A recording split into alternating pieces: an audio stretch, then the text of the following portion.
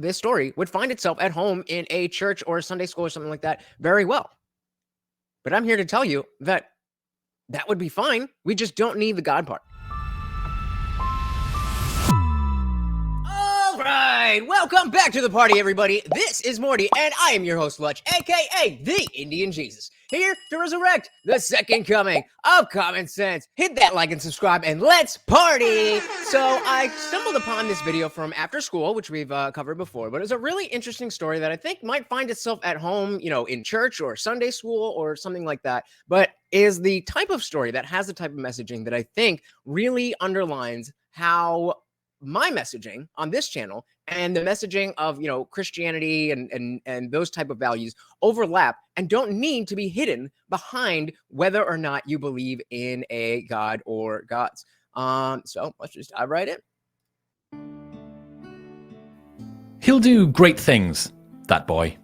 That's what the village people said about him. Strong, coordinated, talented, smart and charming, the young man felt as though he could become anything he wanted.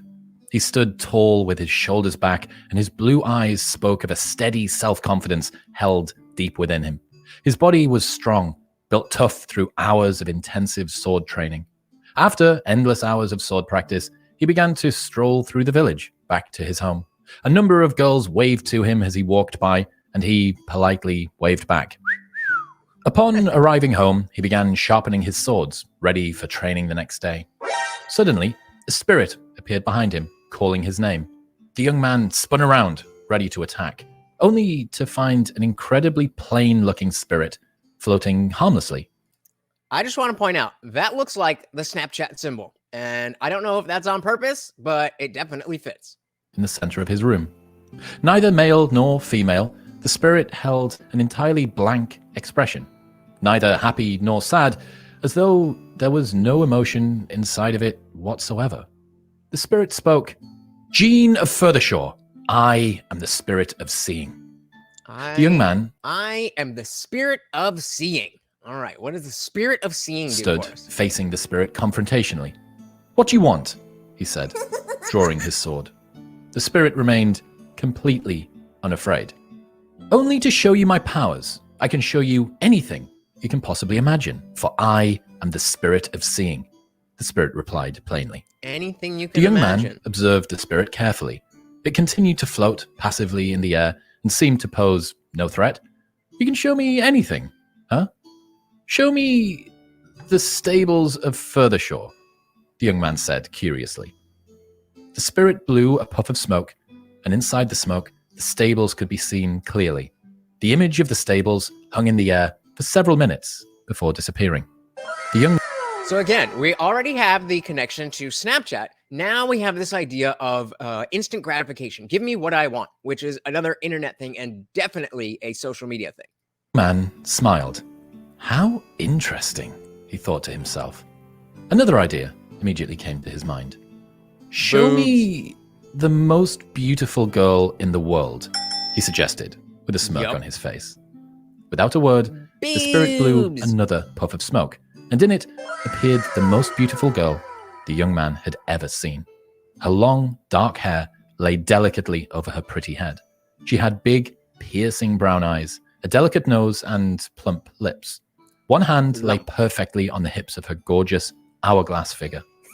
The young man's pupils dilated as he stared at the girl in wonder for a full 5 minutes.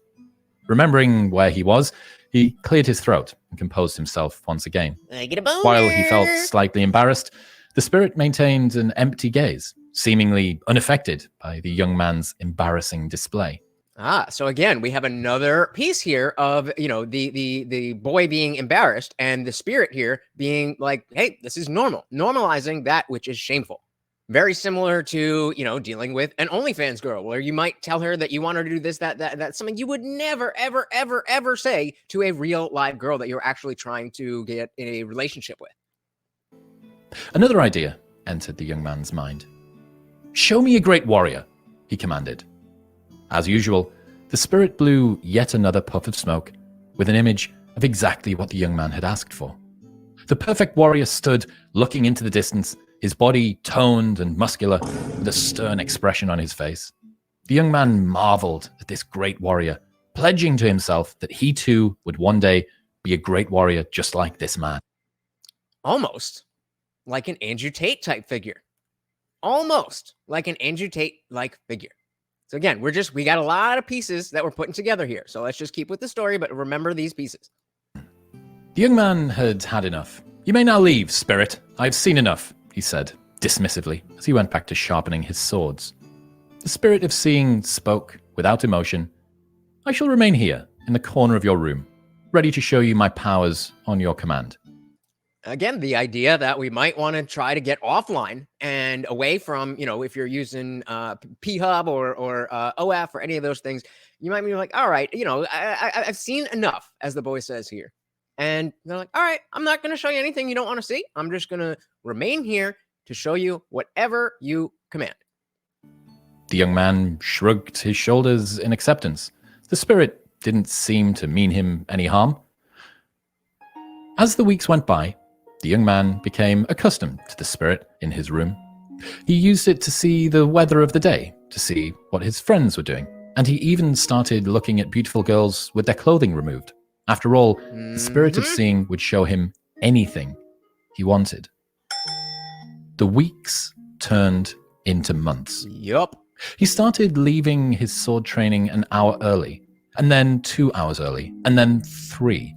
For the spirit of seeing, starting to see where this is going? Starting to see? Was far more stimulating than dull, repetitive sword training. So, just look at this image. The whole meme of go outside and touch grass is happening right here. He's literally on the grass, but all he can think about is this spirit who can show him whatever he wishes, whatever he can think of. And of course, what is he using that for? Anything to help him become that warrior that he wanted to be? No, he's just wasting away. The girls in the village waved, but the young man stopped waving back. They were plain, he said to himself. One day, he would find a girl as beautiful as the ones he watched through the spirit. Would you know? That's again, the parallels between the internet and social media is playing out exactly like this story. So let's see where it goes. He thought.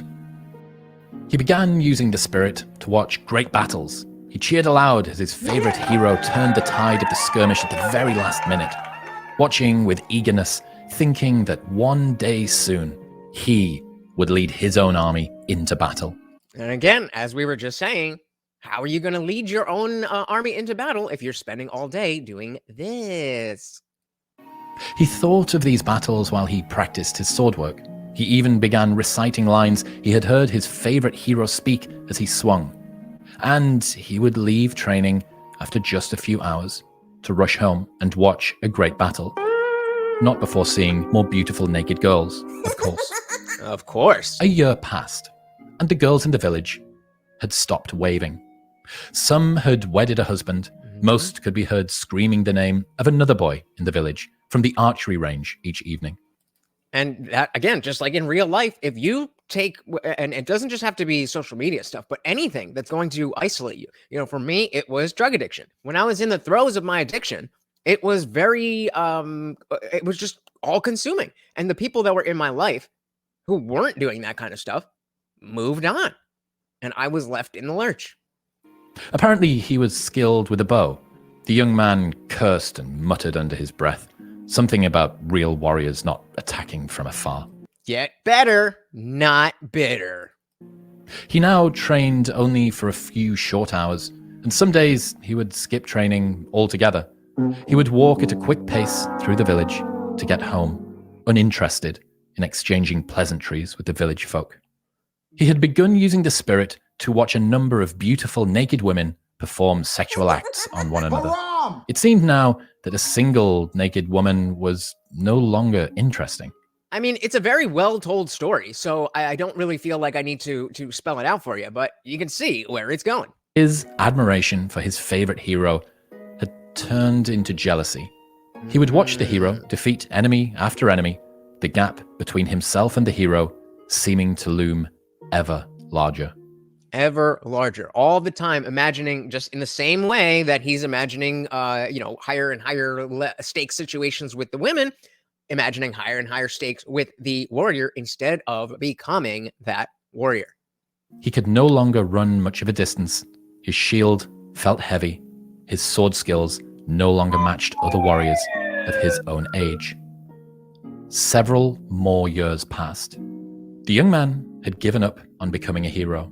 Although he would still rewatch his favorite battles through the spirit from time to time, still unmarried, he had become deeply frustrated and sad. A loser! His sword lay quietly in the corner of the room, collecting dust.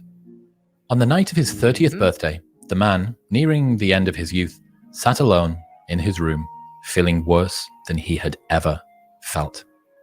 The clock. You guys know I will shout out Kevin Samuels whenever I have the opportunity. And what was his most famous line? Buy a dog and die alone. Buy a dog and die alone. If you're not willing to do what it takes to get what you desire, this will be you, man, woman, otherwise. Struck 12. Suddenly, the spirit of seeing began to laugh. The man was startled. The spirit had never laughed before. In fact, it had never shown any emotion whatsoever. He looked up at the spirit, who caught his gaze. Slowly, the spirit of seeing grew a wide smile. For the first time in 10 years, the spirit spoke. Not so innocuous, not so passive, not so neutral, is it? My work here is done, it said in a deep voice. What are you talking about, spirit? The man spoke fearfully. The spirit laughed again. I shall reveal what I have kept secret for the past 10 years. I am the ultimate concentration of evil. I am the root of all the darkness in this world. I am the devil himself. So the ability to summon whatever you want at no cost, not going through any type of hardship, that is the root of darkness. And so again, I was saying this story would find itself at home in a church or a Sunday school or something like that very well. But I'm here to tell you that that would be fine. We just don't need the God part. Why is it that we need to inject religious belief into the values that we enact in our daily lives? If that's what helps you do it, great, fine. I am not here to take religion away from anyone. What I'm here to do is show that just because somebody doesn't share those beliefs in the truth claims doesn't mean they can't agree with your positions on the values that we should have and the way we should carry out our life. The spirit spoke pridefully. The man became terrified, his mouth wide open and speechless. A demon will attack this village tonight. A prophecy foretold that you were the one destined to defeat it. But it is I that has defeated you. And now the souls of this village are mine. The spirit spoke with a tone of utter glee. So again, we can see the parallels between real life. Obviously, I don't expect some huge Ragnarok type monster to come around and eat up villages. But the forces that are at play, that are eroding our society, need people like us to not sit behind a computer all day. Not just merely complain about stuff on Twitter, but actually do something, actually start a conversation, actually go out and actually make a tangible difference in the world. Why wait 10 long years? Good question. The man asked in a shaky voice. Because you can't convince somebody to give up their livelihood, to give up everything that matters to them in one night. But the journey of 1,000 steps starts with one. This is the same thing we talk about with death by 1,000 cuts or betaization by 1,000 concessions. It's little bit by little bit. It's the frog in the pot. If you throw a frog into a boiling pot of water, it's going to jump out. Put a frog in a pot of regular temperature water and turn the stove on. It'll stay because it will not notice the change in temperature. And this is exactly what happened to this young man. And it's exactly what happens to way too many of us. Why not fight me face to face the first time we met? The spirit let out another laugh. If I had fought you face to face, you would have conquered me. But I am cunning, and that slow drip of poison given to you through the means of endless fantasy. Endless fantasy. And exactly, if I'd fought you at face to face, you would have conquered me. And so these ideas that we're talking about that are infiltrating society, if they just threw them out there like that, everybody like, whoa, whoa, whoa, whoa, whoa, that's crazy. But they push a little bit, and then a little bit more, and then a little bit more, and then a little bit more. And now we have normalized drag queen story hour. How? And that's just one example, but that's how it happens. Has rendered you too weak to fight. And now, this village is mine. The man could do nothing other than slowly sit down. A deep, dark pain settled inside his stomach.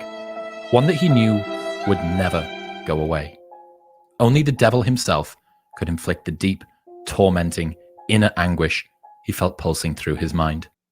Guys, you do not want to be like this guy. If you agree, then you will definitely find at home at the Indian Jesus Discord server, where the party never ends. We're in there 24/7, chatting away. And after every single live stream, every Monday, Wednesday, Friday, 8 p.m. Eastern, we go in there afterwards for the after party live panel, where you're not behind your keyboard. We're actually talking live on video if you like, or keep your video off, whatever makes you comfortable. It's a party.